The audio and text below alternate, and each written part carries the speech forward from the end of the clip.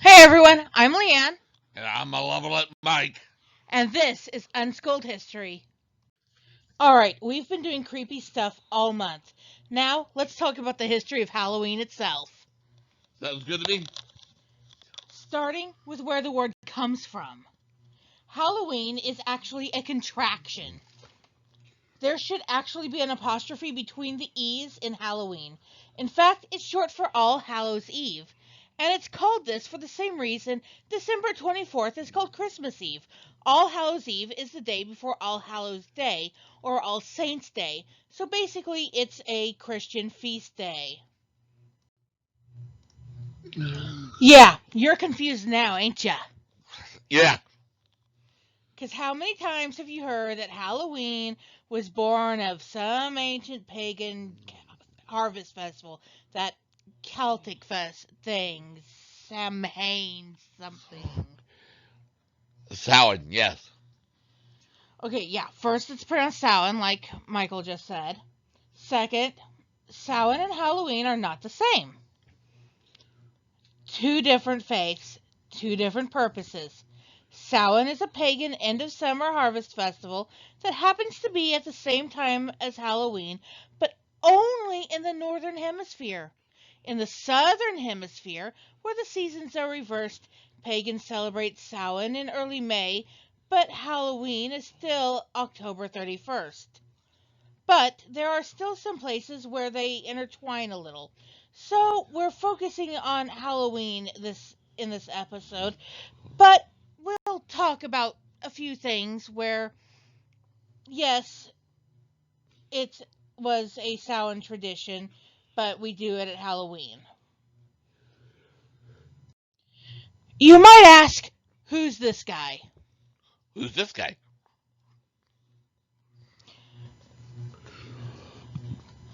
This is Pope Gregory III. He was Pope from 731 to 741. While he's best known to historians for taking on Emperor Leo II over iconoclasm, including Leo's foiled attempt at kidnapping him, the reason we're talking about him now is that this particular pope is the one who declared the feast of All Saints' Day, or All Hallows' Day, to be November 1st, and therefore the feast of All Hallows' Eve being October 31st.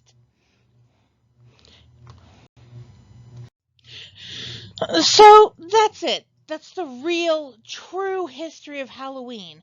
So why are all of these secular sources out there talking about how Halloween and Samhain are the exact same thing and that Halloween flows from Samhain? Well, boys and girls, the answer is that to that is also the answer to this question. What do Halloween, Christmas, and Easter have in common? They are all Catholic feast days that have been secularized by being paganized through the use of drawing of parallels with pagan traditions that might or might not predate the Christian holiday, and as a result were at one time banned by Protestants for one reason or another, especially Puritans.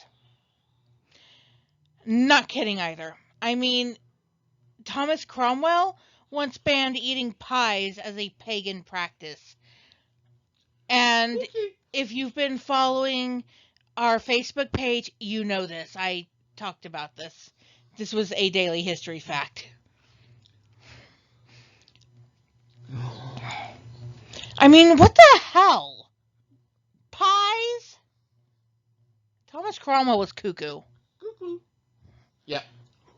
There are a lot of people who are cuckoo, but still made history. I mean, Yeah.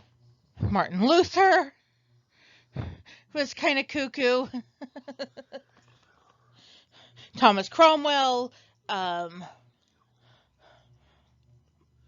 good portion of your serial killers, cult leaders. You don't have to be nuts to make history, but it seems to help. Yeah. And when I say might or might not predate, I mean that. Because the fact is that many of the pagan traditions associated with things like Beltane, Imbolc, Yule, and yes, Samhain are reconstructed based on what little is known from the historical record, as well as what was written up in the now defunct writings of the likes of Aleister Crowley. For further reference, see our video on witches from 2 weeks ago. And of course, like I said earlier, there is some crossover, especially with Samhain and Halloween, but mainly from the secularization of the holiday.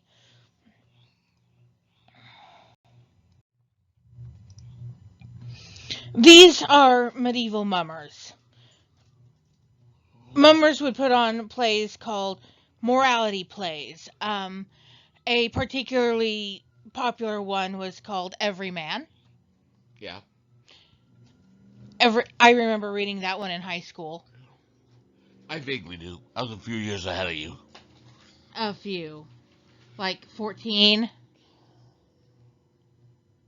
That's a few. Uh-huh. Whiskey, okay? Sorry, guys. Whiskey the History Pup, our channel mascot, just fell because he was trying to make a nest in from where my legs cross on the ottoman, and apparently didn't realize that the hole was just a little larger than he realized. Poor Chewini.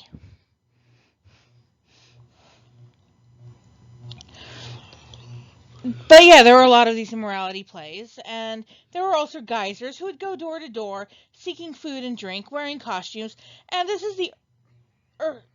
is one of the earliest origins that we have for trick-or-treating and Halloween costumes. Although we'll talk more about that later.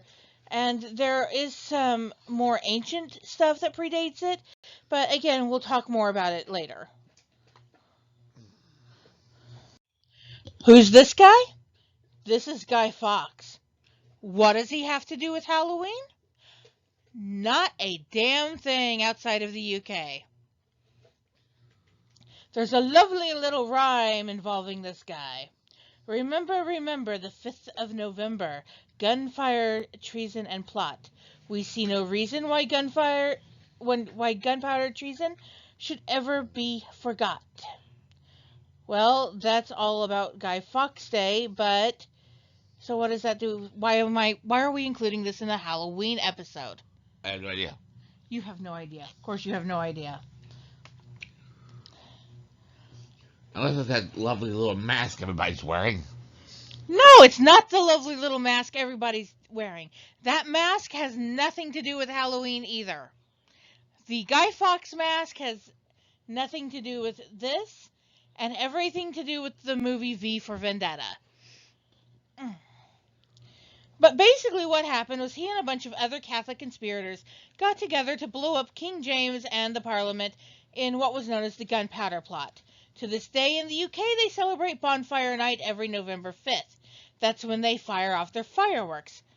But how do the kids get their money for their fireworks? Halloween, trick-or-treating. Yes! Instead of saying trick or treat, they ask for a penny for the guy. And costume parties are also called fancy dress parties. Pretty cool, huh? Interesting. And I just love that they go around asking for a penny for the guy. And you're expected to drop loose change into their bag instead of candy. And then they use it to buy fireworks for Guy Fawkes Day. So yeah, that's their little Halloween tradition over in the UK. It's kind of cool. Not that we didn't set off plenty of fireworks for Guy Fawkes Day ourselves. And more on that later, because we will totally be doing a Guy Fawkes episode. Probably Tuesday. Well, actually, it will not be next week because next week is Election. an election episode. So we'll have to do it the week after.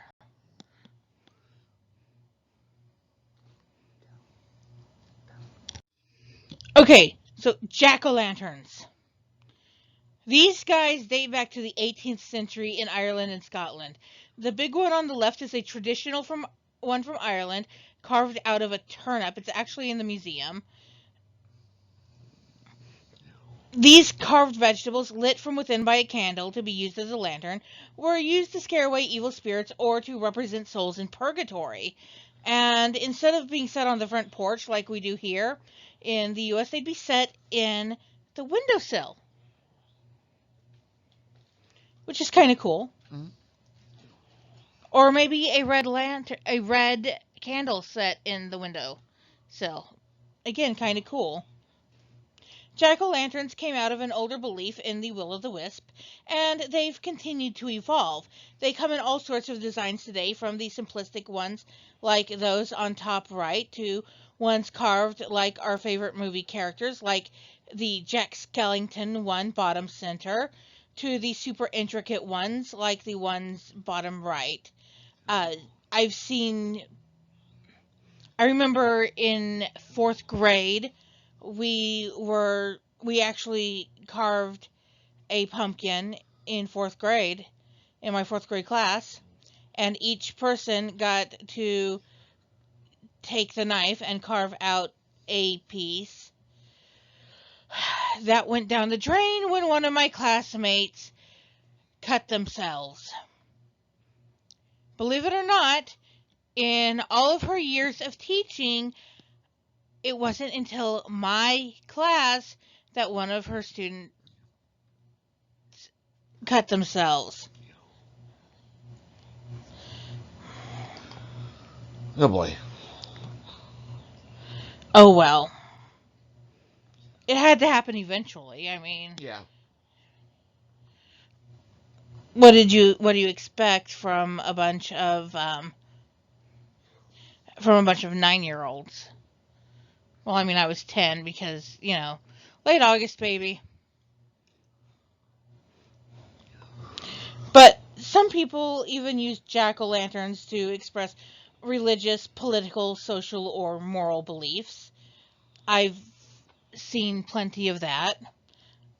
I mean, for example, the one on the right is actually being carved to look like a sugar skull for Dia de los Muertos, which we'll be talking more about later. And it really is kind of cool looking.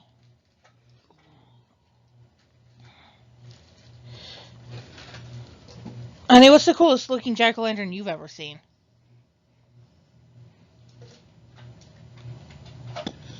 I've seen something I really couldn't say. People have begun getting intricate. I don't know, maybe one of these days I ought to get a giant turnip and try carving a turnip one like the Irish do. It's not easy. Oh, I know it's not easy, but maybe one of these days I ought to try it. Who knows? Oh well, we'll find out. Okay, so, like I said, trick-or-treating actually dates back to practically ancient times. In ancient roads, children would go door to door dressed as swallows, singing songs, and demanding food and threatening mischief. In 15th century England, children would go door to door singing for soul cakes. It was called souling. And it was part of the whole All Saints' Day thing. And remembering the souls in purgatory. Again, remember, Halloween is All Hallows Eve, and the next day is All Saints' Day, with the day after being All Souls' Day. Today, of course, kids are still going door to door for costumes for candy, or going to alternatives such as trunk or treat. I've never been to one, but a lot of communities have them, usually run by a local scouting organization or a church. In fact, multiple churches in a community might have one, depending on the size of the community or whatever, and the need. The town hall might hold one. Mm. It all depends on what the needs are. Our town where we live does not have a town hall. We are actually an unincorporated part of the county. So we don't really have a town hall. But the church that we go to does host a trunk or treat, which is cool. And it's a safe way of trick-or-treating is what it's meant to be. Yeah. It's meant to be a safer way of trick-or-treating. Because there's so many hazards nowadays. Yeah, there didn't used to be this many hazards. Used to be you could go out and you could let your kids go out and run around the neighborhood and go door to door by themselves with an older sibling or whatever. And it didn't matter much. I mean, take them yourself if your oldest child was still pretty young. And you didn't worry about things like razor blades or needles or poison or whatever. But as people become more sadistic. I know. When I was a kid, my favorite house was the house down the street that made the homemade popcorn balls. Yeah. And second favorite was the house right next door to it that made the homemade carameled apples. I remember those houses. I had them too. You're not allowed to do that these days. Nope. It's too bad, too. Kids these days do not know what they're missing out on. And then, of course, you have food allergies. That's always a problem. That has always been a problem. Yeah. It may not, we may not have always known that they were a problem, but they have always been a problem. Just because we haven't always understood them doesn't mean they haven't been there. No. And so there is actually a nationally recognized signal if you're handing out a non-food treat for kids with food allergies. And that is a teal pumpkin. If you have a teal pumpkin on, if you are handing out non-food treats for kids with, so that it is safe for kids with food allergies to trick or treat at your house, you put a teal pumpkin on your porch. And there's no nationally recognized symbol for it yet, but they're working on it. There are families trying to get the blue pumpkin buckets as a signal that the child is autistic and may have trouble communicating properly. And of course, an autistic child may not be able to communicate. They may not even be wearing a costume because, hey, there may be tactile issues. Yeah.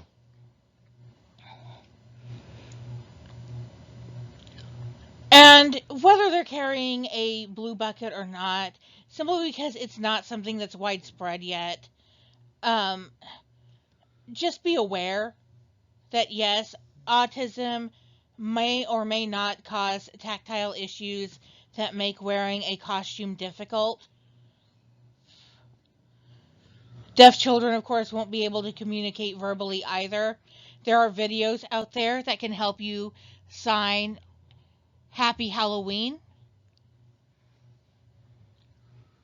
and trick or treat or whatever, in case that is something that comes to your door.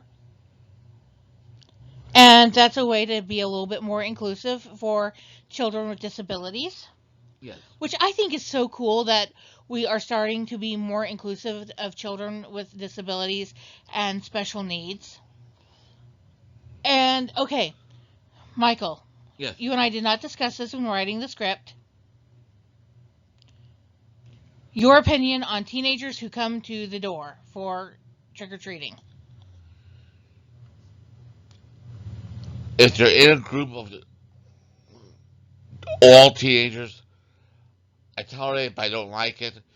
If they come escorting younger siblings, I'll give them candy too. See, I'm sorry, honey. I'm different. I disagree. I say I don't care. I'll give them candy. You are never too old to go trick or treating. Teens, I will give you candy. I would rather have you trick or treating and getting candy than getting in trouble. Well, for me, it also depends on how old of a teen. If you're talking like 14, 15, 16, yeah. 18, 19? I'd still rather have them trick or treating than getting in trouble. Mm, true. Every single time, I would rather have you trick or treating than getting in trouble. Besides, hon, what if they're like your brother? Yeah. Maybe mentally only like 3 or 4. Well, he's older than that, but yeah. Okay, well, I know your brother's mentally older than that, but maybe they're mentally still a child, you know? Yeah.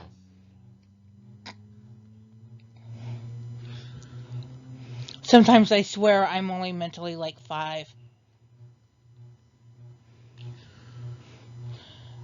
I get entertained way too easily Sometimes I think I'm 500.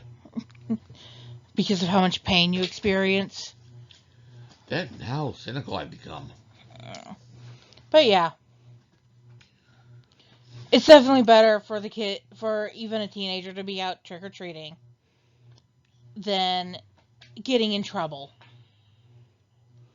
Just don't come to my house with alcohol on your breath. Yeah, please don't. We'd really rather not. And of course, there's some cool stuff that goes on around the world. If you are from Mexico,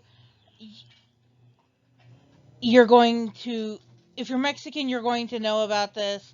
If you're not Mexican, or you have Mexican friends, you probably know about this. If you're just well educated, you're going to know about this. Or maybe you've just seen Coco, you're probably going to know about this. Thank you, Or Disney Pixar. or if you happen to be like one of our friends, you have a birthday on this date. Yes, November 2nd. Yeah, one of our late friends was born on November 2nd. Dia de los Muertos. The focus. This holiday was the focus of Disney Pixar's Coco, which I think was really cool the way they depicted it. I never got to see it.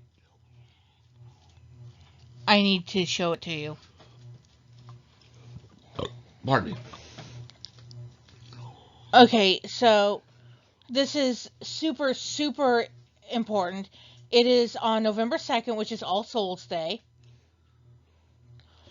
And the whole idea is remembering your loved one. They have special offers with offers. Sorry, yeah, offerings and special altars called ofrendas, which is what you see in the on the left here, with pictures and offerings and everything of their loved ones. They also have picnics in the cemeteries. Yeah, picnics in the cemeteries, special breads. When I was talking about the sugar skull, I'm referring to stuff like in the lower right hand corner. It's a bread decorated with sugar, with colored sugar. It's kind of cool. There's often costumes, parades.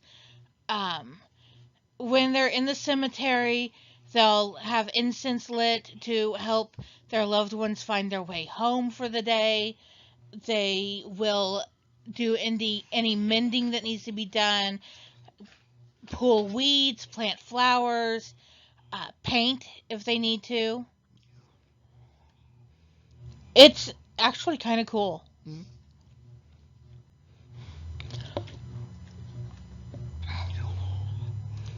And it's just, I think it's a beautiful way to remember your loved ones and your family that have passed on. Yeah. And the reason for this, okay, I think we have to explain the reasoning behind this. It's okay, it's because Mexico is a predominantly Catholic country. And so is Ireland, Italy, Poland, and the Philippines have a lot of Catholics As well as a lot of Muslims. as well as a lot of Muslims. But anytime when you have a predominantly Catholic country, you're going to have stuff like this. And you have to understand the Catholic belief in purgatory to understand we why Catholics do things like this. So the whole idea of All Saints Day and All Souls Day and praying for the dead, um, you have to understand, okay, there is the church suffering, which is the dead souls in purgatory, Yes. the church militant, which is those of us here on earth, and the church victorious or the church triumphant, which is those who are in heaven. And they are the ones who are saints, whether they have been officially canonized by the church or not. And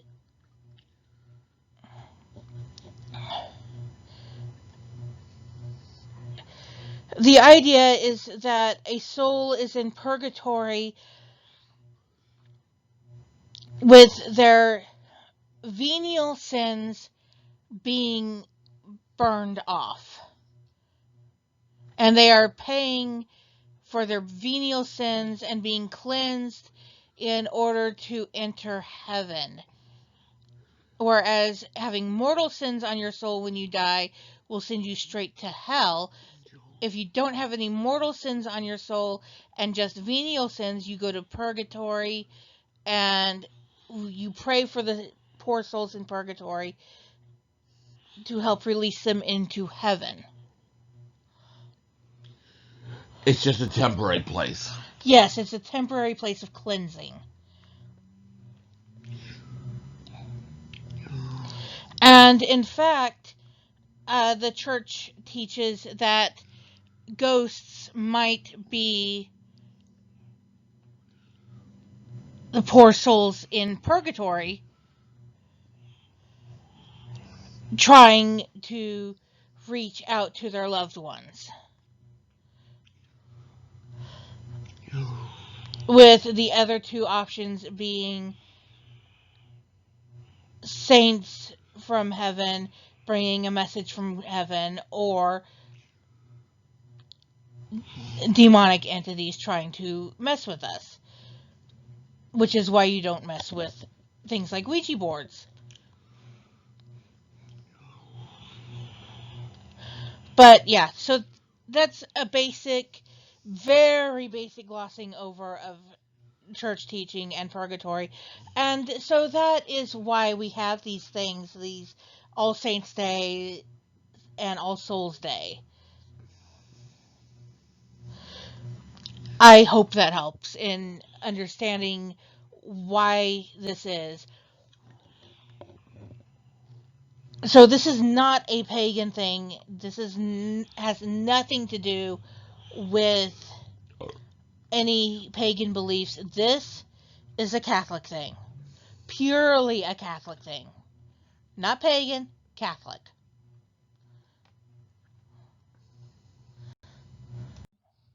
In Ireland, they do things like bonfires and games and divinations, and they have something called barmbrack bread, which is a type of fruitcake. The Sainsbury's website, Sainsbury's being one of the largest um, supermarkets over there, actually has their recipe on their website. I will link to it in the description of the video if anybody wants to try and make it. Barmbrack bread is a delicious fruitcake, and it is one of their divination things. This is also one of those crossovers with Samhain, because it does have the divination thing, because it's got the charms, like in the Victorian wedding cake, like what we discussed in the Victorian weddings video back in September. And it includes like rings, buttons, and coins. For obvious reasons, rings for marriage, coins for prosperity, etc. And another really cool divination thing that they do, and again, this is something that they do on Halloween night, but it comes from the Samhain thing, is they peel an apple from top to bottom, round and round. They try and get the whole peel in one continuous thing. Okay, one continuous strip. And then a maiden tosses it over her shoulder. And it's supposed to fall into the shape of a letter, and that letter is supposed to be the first initial of her true love. Okay. Okay is right. You know, the more I look into divination games of the past, the more I find that divination falls into two things. Either serious stuff done by shamans, done in order to predict the future of the tribe, or silly games played by young maidens to find a husband. Seriously.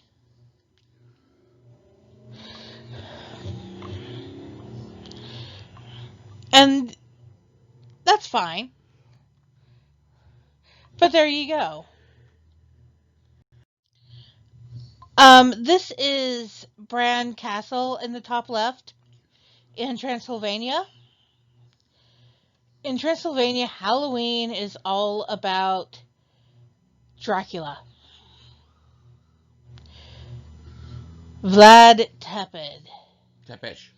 Vlad Tepish. There's actually multiple spellings and pronunciations of the name, depending on which language you're saying it in. Believe it or not. Wow, I feel like I'm in an episode of Ripley's sometimes. Believe it or not. So anyway, and there's always like great Airbnb deals on the castle for Halloween, and huge parties, all revolving around Dracula. And it's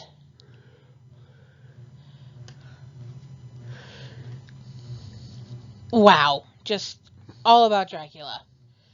In Japan, in the small town outside of Tokyo called Kawasaki, yes, just like the motorcycle,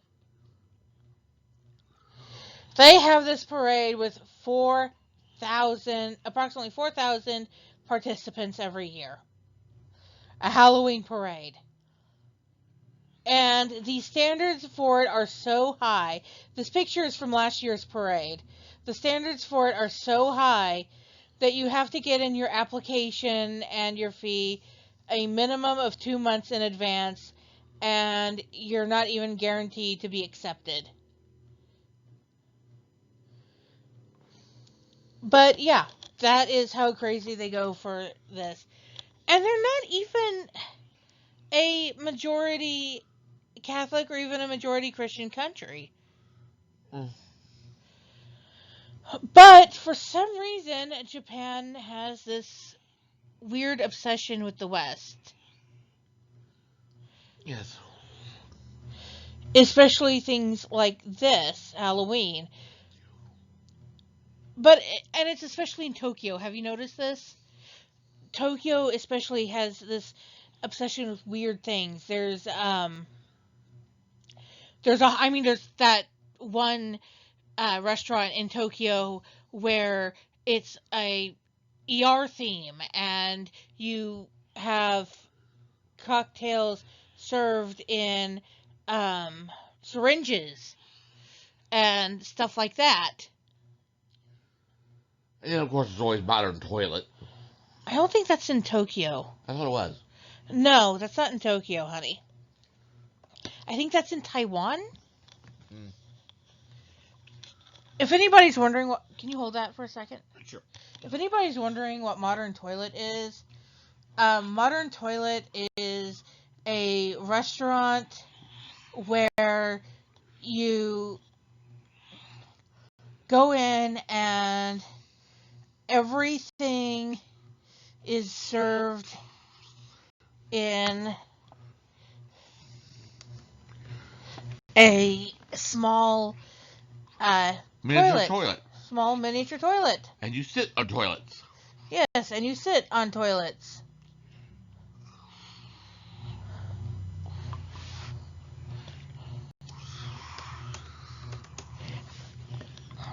It's in Taiwan. Okay. I was right. It's in Taiwan. And nobody has ever finished the curry.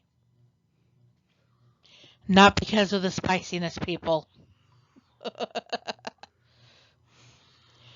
Now, it's the bottom picture that I think is one of the coolest. Like I said, in most of your Catholic predominant countries like Mexico and Italy and Poland, there's a lot of stuff revolving praying for the dead. In Italy, there's red flowers that are placed on the graves of the dead. Poland, they visit graves a lot. It's kind of like our Memorial Day here in the U.S. Um, but then there's Nigeria. They don't celebrate Halloween, but they have something similar to it. Every 2 years, they have this super important festival called the Awuru Odo Festival. And it can last up to 6 months. And they believe that during this time period, while they're celebrating this festival, the dead come back to Earth. And there's lots of feasts and music and masks. And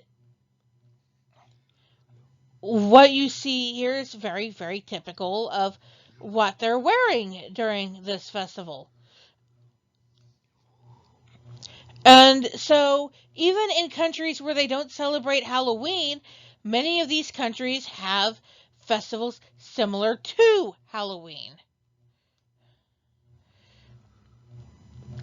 Because it seems like every culture out there has some sort of connection to the dead. Like in Indonesia, there's a so there is a tribe in Indonesia where funerals are so expensive and you're expected to put on such a grand funeral that you have to save up for it. And the result is that after a member of your family dies, they live with you for a while. They live with you for sometimes years until you're able to afford a proper funeral for them. And during the time that they are living with you, you refer to them as being sick, and you bring in food for them, you bathe them, you dress them, you spend time with them, and every member of the family who was every close member of the family, basically every child of that person, every sibling of that person who is still alive, and all the grandchildren and all the nieces and nephews are each supposed to present a water buffalo to slaughter. And until each and every person can afford to do it, you don't have the funeral. And sometimes you have other people showing off gifts. So, and then you're expected also to be able to return that gift in kind. So, it can be very, very expensive because these water buffalo can cost something like 40,000 US dollars. So, they're very comfortable with death. Yeah.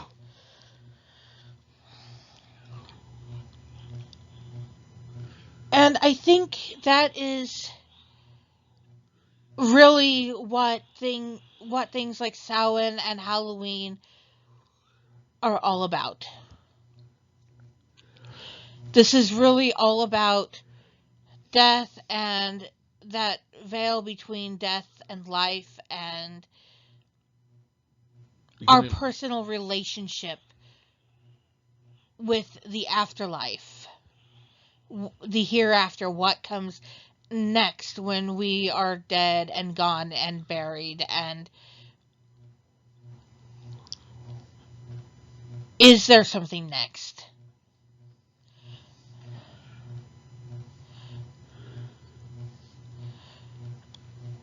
It's something that we all have to contemplate. We all have to contemplate our own morality. Mortality. I'm sorry, I'm having one of those days. We all have to contemplate our own mortality. And what comes next? So, here's our question. What is your favorite tradition in reference to Halloween? What is or to Samhain, or to whatever festival, Halloween-like festival they have where you live? Um, Go ahead, leave that answer in the comments. If you have any questions or comments, drop them. Make sure you hit that subscribe button. And please make sure that you follow us on Facebook for that daily history fact and that creepy Friday fact. And of course, the funny memes that we sometimes find. Yes. Because those are fun. And of course, the Facebook page is where we sometimes go live. And I try to give some sort of warning when we're going to go live. But last time we went live, I had no real chance to give much warning because it's like, oh, we stumbled on something fun and cool and historic. Let's do this. Yeah. So there you go. That's what's up. And we will talk to you next week. And here in the U.S., next week is next Tuesday's election day. So we will be having a episode up on the Electoral College because there's been so much debate on it lately. about whether it should stay or should it stay or should it go now. You can't see it, but Mike is face palming the bad joke. And if you didn't get the joke, you haven't listened to nearly enough classic rock. So, we will talk to you all next week. And if you're if you are 18 years of age and you are eligible, please make sure you are registered and please make sure you vote. Get out there and vote for your favorite ghoul. Funny. But seriously, that is how we make our voice heard in this country. And whatever country you are in, if you can vote, please do it. If you have the right to vote, vote. It is so important. So, again, we'll see you next week.